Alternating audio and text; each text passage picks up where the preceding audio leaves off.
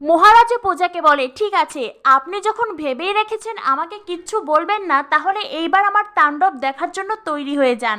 এই বলে মহারাজ উঠে দাঁড়ায়, পূজাও উঠে দাঁড়ায়।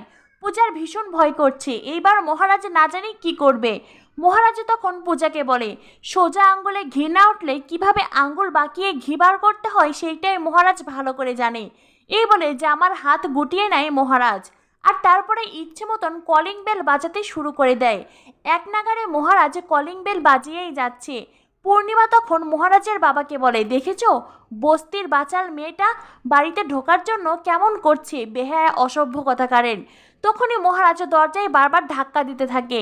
মহারাজ জোরে জোরে দরজা ধাক্কা দিতে দিতে বলে, বাবা, মিলি, ঠাম্মি, সবাইকে এক এক করে মহারাজ ডাকছে।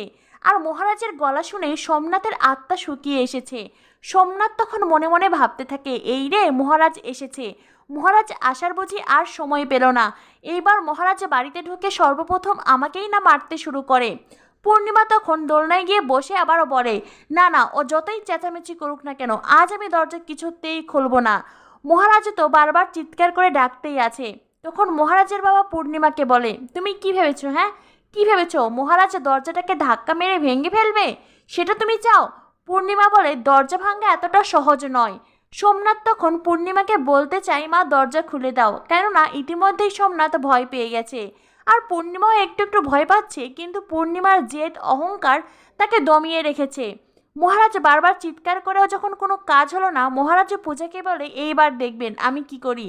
এই বলে দরজায় লাথি মারতেই যাবে, তখনই পূজা দরজার সামনে দু হাত মেলে দাঁড়ায়। পূজা বলে, প্লিজ আপনি এমনটা করবেন না। মহারাজ পূজাকে বলে, আপনি ওখান থেকে সরে যান, সরে যান বলছি। মহারাজের ধমক খেয়ে পূজা ওখান থেকে সরতে বাধ্য হয়।